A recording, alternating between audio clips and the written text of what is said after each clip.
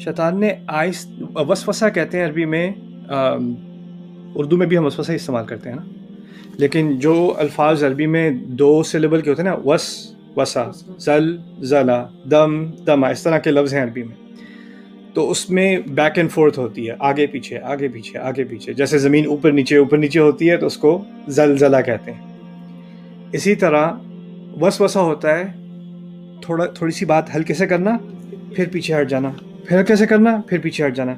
इसकी मिसाल ये होगी कि अगर मैं बच्चों को छेड़ रहा हूँ ना, बच्चे सोफे पे बैठे हैं, तो पीछे से कहूँ हे, और फिर मैं छुप जाऊँ और पीछे देखें कोई है ही नहीं, फिर मैं आगे कहूँ हे, और पीछे कोई है। मैं भी वसवसा कर रहा हूँ, यानी मैं हल्की सी बात करता हूँ और उन्हें पता नहीं होता कि कहाँ गया। और शैतान के जब वसवसा का लफ्ज़ इस्तेमाल किया, और दोनों आदम और हवा दोनों के लिए इस्तेमाल किया है, यानी उनको आहिस्ता आहिस्ता सजेशन देता गया। यानी ऐसा है, ये नहीं कहा कि दरख्त के पास जाओ, ये कहा अच्छा ये भी काफ़ी अच्छा था, ये भी ट्राई कर लो, अच्छा ये भी ट्राई कर लो, वो भी हलाल है, लेकिन वो हलाल वो जो 1000 किलोमीटर दूर है हराम वाला दरख्त, उससे 10 मीटर और करीब हो गए, फिर 6-7 महीने बाद उससे थोड़े 10 मीटर और पास आ गए, फिर और पास आ गए, और एहसास भी नहीं हो रहा कि हम खिसक जा रहे हैं उस तरफ। वो उनमें से दोनों में से किसी को इस बात का ख्याल नहीं है। अब जन्नत की लग्जरी का एक इंसान को जायका मिल जाए, और वो आप फ़र्ज़ करें, मैं आपसे कहूँ, साइकोलॉजी है बेसिक सी, कि अगर मैं आपसे कहूँ कि हम किसी बड़े ही फैंसी होटल में, हमें ना वीकेंड पे गुजारना है टाइम, तो होटल मैनेजर आके कहता है कि आपको हमने एक अप्रिशिएट करना है, हमने आपका स्टे एक्सटेंड कर दिया, पूरा महीना आप ठहर सकते हैं। तो हम बड़े खुश कि भाई पूरा महीना यहीं पे ठहर सकते हैं, अच्छा ठीक है, अब हम ठहर रहे हैं, हम पे नहीं कर रहे, हमें पता था टेम्पररी है, लेकिन अब महीना हो गया, महीने के बाद निकाला नहीं, 2 महीने हो गए, 3 महीने हो गए, 5 महीने हो गए, 3 साल हो गए, मज़े हो रहे हैं, खाने हमारे पक रहे हैं, हमारे लिए फ्री खाना है, रूम सर्विस है, सफाई सारी हमारी हो जाती है, लॉन्ड्री हमारी की जाती है, सामने बीच का व्यू है, इट्स द परफेक्ट लिविंग, या? और अब 2-3 साल हो गए गुजर के, आदत पड़ जाती है ना इंसान को, एक दफ़ा आदत पड़ जाए और फिर को याद आए एक्चुअली इस हफ्ते आपको निकाला जा रहा है, तो फौरन, यानी पता तो था एक वीकेंड के लिए आए थे, टेम्पररी तो था ही, लेकिन एक दफ़ा आदत पड़ गई ना, तो जैसे स्पॉइल हो जाता है ना बच्चे की भी साइकोलॉजी में यही होता है। अगर जब वो लिया छोटी थी तो लिया कहती can I have some ice cream, like no you can have it, please अब प्लीज लिटिल बिट। अच्छा, उसको मैंने कहा एक लिक बस, 1 सेकंड के लिए होल्ड कर लो, उसने 1 सेकंड, अच्छा 2-3 कर लो, 2-3 कर ली, फिर मैंने कहा वापस दो, कहती है नहीं माइन। एक दफ़ा टेस्ट आ जाए तो फिर एक खौफ सा आ जाता है कि क्यों लिया जा रहा है मुझसे, इंसान भूल जाता है कि मेरा ये था ही नहीं। अब वो वक्त आने वाला, अब शैतान, कुछ टाइम गुजर गया तो शैतान ने भी इस्तेमाल किया वसवसा, तुम यहाँ वैसे काफ़ी देर ठहर गए हो, याद है जाना तो ज़मीन पे था और वहाँ पे तो इम्तिहान होने थे ना, वो तुमने पहले ही एग्री कर लिया था सबने, वो वादा तो लिया जा चुका है, तो अब ये जो यहाँ पर लग्जरी लाइफ है ना, ये ख़त्म होने वाली है, ये परमानेंट नहीं है। अब उसकी एंग्जाइटी कि ये ख़त्म हो जाएगा, यहाँ से निकाले जाए, फ़ौरन नहीं, हल्का हल्का। अब वो आपस में एक दूसरे से कभी कभी बात कि वैसे ये कितनी अच्छी जगह है ना, अच्छी नहीं, वहाँ तो है तो बहुत अच्छी, यहाँ हमेशा रहने की है, हाँ लेकिन कभी यहाँ से निकलना भी पड़ेगा। फिर आहिस्ता आहिस्ता एक ख्याल डाल दिया कि यहाँ पर रहने का सिर्फ एक ही तरीका है, शायद वो ये है, शायद अल्लाह हमारा उल्टा टेस्ट कर रहे हैं, शायद बात यह है कि हम जब इस दरख्त से खाएंगे, तो शैतान ने यह ख्याल उनके जहन में डाल दिया कि इस दरख्त को खाने से या तो हम फरिश्ते बन जाएंगे और फरिश्तों को यहाँ से निकाला नहीं जाता, या इस दरख्त को खाने से ऐसा होगा कि जो इस दरख्त से खाता है वो यहीं रहता है, औ तकूना मिनल खालिदीन, तो कि तुम दोनों यहीं खालिद, अब सुकून नहीं, अब खुलूद। अगर इससे खाया तो यहीं पे रह जाओगे हमेशा। असल बात यह है कि शायद अल्लाह ताला ने तुम्हें इस चीज़ से मना इसलिए किया है कि इससे तुम्हारी ज़िंदगी बहुत आसान हो जाएगी, और वो अल्लाह चाहता कि तुम्हारा टेस्ट हो। तो अब ये शुरू में आपने सवाल पूछा था, अगर आदम अलैहिस्सलाम को पता है कि वो दुश्मन है, पता है कि वो गलत रास्ते की तरफ, कैसे इंसान सुन लेता है? हम नहीं सुनते। اور سائیکالوجی بھی وہی ہے. یعنی انسان سمجھتا ہے کہ اللہ نے جو حکم دیا ہے خامخواہ زندگی کو مشکل بنا رہا ہے. اتنا بھی کوئی بڑا گناہ نہیں ہے, ایک درخت کو کھا لو گے ایک دفعہ کیا ہو جائے گا, رائٹ. اور پھر اپنے دماغ میں کہ دو چیزیں ہوتی ہیں, انسان ہمیشہ اپنی انٹرسٹ دیکھتا ہے کہ میرے لیے بہتر کیا ہے, مجھے کس چیز سے سکون ملے گا, میری لائف کس سے سیٹ ہوگی. ہمیں پیسوں کی فکر ہوتی ہے, ہمیں ہیلتھ کی فکر ہوتی ہے, ہمیں اولاد کی فکر ہوتی ہے, اور ہر چیز کے بارے میں ہمارا ایک پلان ہوتا ہے, خواہش ہوتی ہے کہ اگر یہ ہو جائے تو بہتر ہوگا, یہ ہو جائے تو بہتر ہوگا, رائٹ.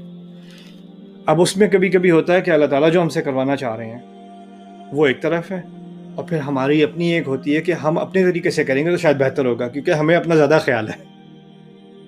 ہمیں سوچتا ہے مجھے اپنے سے زیادہ میرا کس کو خیال ہوگا. تو اللہ تعالیٰ جو مجھے زمین پہ ڈالنے والے ہیں, مجھے تو اپنا زیادہ خیال ہے, میں چاہتا ہوں کہ میں جنت میں ہی رہوں, تو شاید مجھے کچھ تو کرنا چاہیے, اب میں کیا کروں. تو انسان اس چکر میں آ کے وہ اپنے رولز بنا لیتا ہے, اللہ تعالیٰ کے رولز کو بھول جاتا ہے, اپنے رولز بنا لیتا ہے. اور یہ اتنا خطرناک پروسیس ہے جو انسان کے ذہن میں چلتا ہے کہ شریعت اگر اتنی سمپل بھی ہوتی نا کہ صرف ایک حکم ہوتا جیسے ادھر تھا, وہ بھی بھول جائے گا, وہ بھی یاد, ٹائم لگے گا لیکن وہ بھی بھول جائے گا. فَدَلَّهُمَا بِغُرُورٍ, شیطان کی اسٹریٹجی کو اللہ تعالیٰ نے خود ہی بتایا اگلی آیت میں.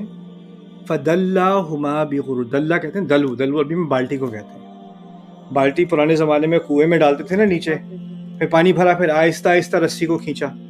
اسی سے عربوں نے نکالا تدلیہ کہ کبھی جانور جو ہے وہ خرگوش وغیرہ پکڑنا ہوتا ہے نا, تو بالٹی کے اندر بالٹی کو لٹا کے اس کے اندر کچھ کھانا ڈال دیتے ہیں اور آہستہ آہستہ بالٹی کو کھینچتے ہیں, اور خرگوش آتا جاتا ٹریپ ہو جاتا ہے. شیطان کے بارے میں کہا دلہما بغرور, دھوکے کے ذریعے سے آہستہ آہستہ اس نے اپنے مقصد کی طرف ان کو کھینچا, آہستہ آہستہ. لیکن جو خیال لاتا تھا اس خیال میں ایک ایڈورٹائزنگ ہوتی تھی.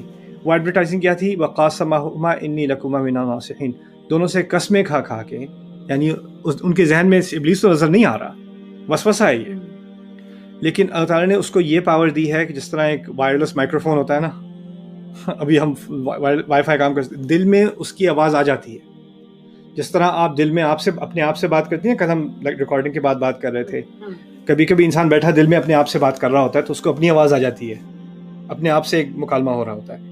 اتنی ایبلٹی ابلیس کو دی ہوئی ہے کہ وہ آپ کے دل سے, یعنی اندر ہی اندر آپ سے بات کر سکتا ہے, آپ اس کو دیکھے بغیر بھی آپ اس سے وہ مکالمہ ہو سکتا ہے.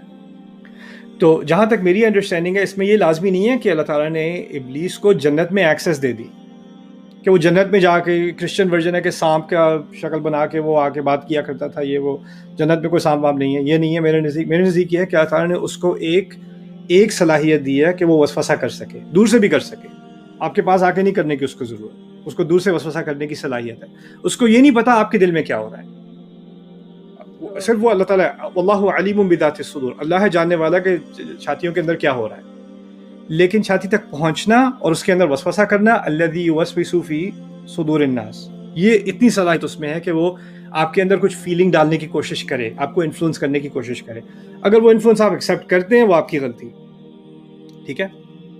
یہاں بھی بہت اہم نقطہ, اللہ تعالیٰ نے ایک لفظ کہا ہے, اس درخت کے پاس مت جانا. ابلیس 1000 لفظ اور کہہ رہا ہے, کیا فرق پڑتا ہے, کوئی بڑی بات نہیں ہے, یہاں ٹھہر جاؤ گے. اللہ تعالیٰ نے کتنے الفاظ کے, ایک سمجھ لیں اس وقت کا قرآن, اس وقت کا اللہ کا کلام ایک آیت ہے, اس درخت کے قریب مت جانا, ایک ہی آیت ہے, اور کوئی آیت حفظ کرنے کی ضرورت نہیں. تراویحوں میں بھی ایک ہی آیت ہے, نماز میں ایک آیت, اگر ذکر کرنا ہے اللہ کا بس یہ ایک ذکر ہے. اور ابلیس کی طرف سے 1000 حملے آ رہے ہیں یہ ایک ذکر بھلوانے کے لیے. اب اندازہ کریں اگر آدم علیہ السلام روز اس کا ورد کیا کرتے, اس کو یاد کیا کرتے, اس درخت کے قریب نہیں جانا, اس درخت کے قریب نہیں جانا, اس درخت کے قریب نہیں جانا, تو اس کے حملے کا اثر پڑتا نہیں پڑتا نا. اس سے اللہ تعالیٰ نے ہمیں سکھایا ہے کہ اللہ کا جو کلام ہے وہ واحد ایسی چیز ہے جو شیطان کا وسوسہ ہٹاتا ہے. لیکن اب آپ امیجن کریں ماما کہ آدم علیہ السلام کو وَلَا تَقْرَبَا هَذِهِ الشَّجَرَةَ فَتَكُونَ مِنَ الظَّالِمِينَ, ان عربی الفاظ کے, یا جو زبان میں بھی آتا ہے, ان الفاظ کے معنی ان کو نہیں پتا, بس آواز پتا ہے. اب وہ کہے جا رہے ہیں وَلَا تَقْرَبَا هَذِهِ الشَّجَرَةَ فَتَكُونَ مِنَ الظَّالِمِينَ, وَلَا تَقْرَبَا هَذِهِ الشَّجَرَةَ فَتَكُونَ مِنَ الظَّالِمِينَ. معلوم نہیں ہے اس کا مطلب کیا ہے. اگر معلوم نہیں ہے مطلب کیا, اور وہ بار بار اس بات کا ورد کر رہے ہیں, کیا شیطان کے وسوسے کا اثر ہوگا کہ نہیں ہوگا؟ ہوگا. جب تک نصیحت ہی یاد نہیں ہے کہ نصیحت کیا ہو رہی تھی، نصیحت کے معنی ہی نہیں پتا، بس نصیحت کی آوازیں آ رہی ہیں کسی اور زبان میں. اگر کوئی ڈاکٹر آپ کو فرینچ میں ایڈوائس دینی شروع کر دے اور آپ یاد بھی کر لیں پوری فرینچ کی پرسکرپشن، کیا پتہ چلے گا آپ کو؟ ہم نے قرآن کے ساتھ کیا کیا جو یہود نے تورات کے ساتھ کیا تھا. وہ تورات رسول صلی اللہ علیہ وسلم ہمیں بتاتے ہیں وہ یاد کیا کرتے تھے، پڑھا کرتے تھے، اور لا ينتفعون منهما من شيء، اور وہ یہودی اور عیسائی جو اس میں لکھا ہوا ہے اس سے کوئی فائدہ اٹھا ہی نہیں سکتے تھے، ان کو پتہ ہی تھا پڑھ کیا رہے ہیں. انما يقتصرون على ما يتلى عليهم. ابن عباس کہتے ہیں کہ وہ پڑھا کرتے تھے اور ان پہ یہ کافی تھا کہ ہمیں آوازیں آ رہی ہیں جس کی تلاوت ہو رہی ہے، وہ کافی ہے ہمارے لیے. اللہ کا کلام جب تک سمجھو گے نہیں، شیطان سے کیسے لڑو گے؟ تو یہ اس کہانی کے اس قصے کے اندر شیطان کے وسوسے کا حل، اللہ کی بات تو سن لو. اور اس نے ایک بات کی ہے، اس نے 114 صورتوں کی بات کی ہے. تھوڑا سا ہی سن لو، ایک آیت سن لو روز، کچھ سن لو، کچھ سمجھ لو، کچھ سوچنے کی کوشش کر لو. جتنا ہم قرآن کے بارے میں سوچیں گے اتنا شیطان جو ہماری سوچ کو انفلوئنس کرنا چاہ رہا ہے نا وہ کمزور ہوتا چلا جائے گا. وَلَا تَقْرَبَا هَٰذِهِ الشَّجَرَةَ فَتَكُونَا مِنَ الظَّالِمِينَ. تو یہ جو ٹیسٹ تھا، اس سے جو آخرکار انہوں نے کھایا، درخت سے کھا لیا انہوں نے، وہ اتنے قریب پہنچ گئے، قریب بھی نہیں پہنچے بلکہ کھا بھی لیا، پھر پکڑ بھی ہو گئی، پھر اس کے بعد زمین پہ بھیجا گیا.